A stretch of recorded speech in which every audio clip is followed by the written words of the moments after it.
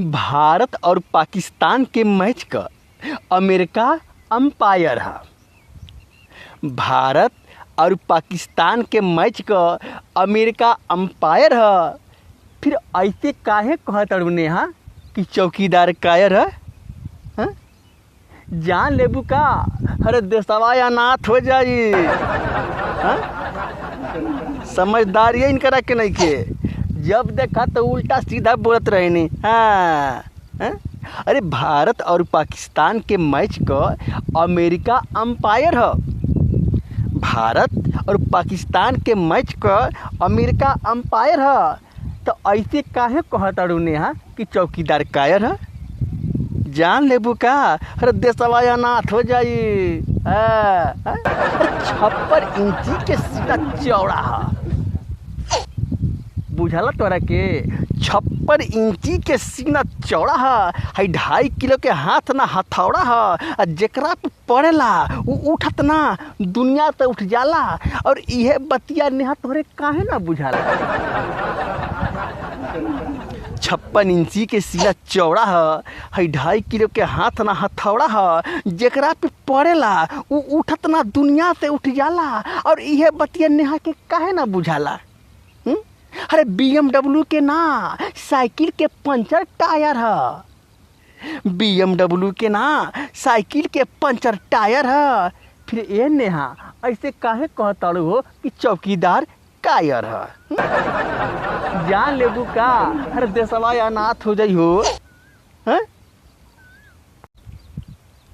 हमहू वही चौकीदार के चौकीदारी करत रही नेहा।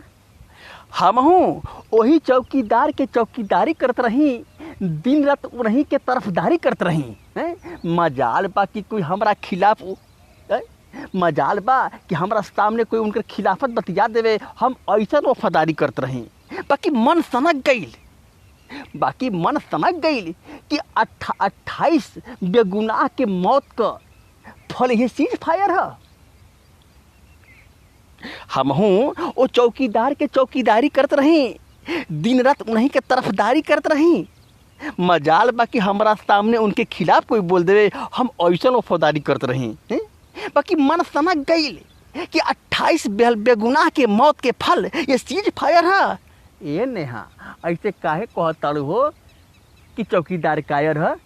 जान लेबू का अरे देशवा अनाथ हो जाई। अरे खुलियाम अमेरिका दुनिया के बता देहलस।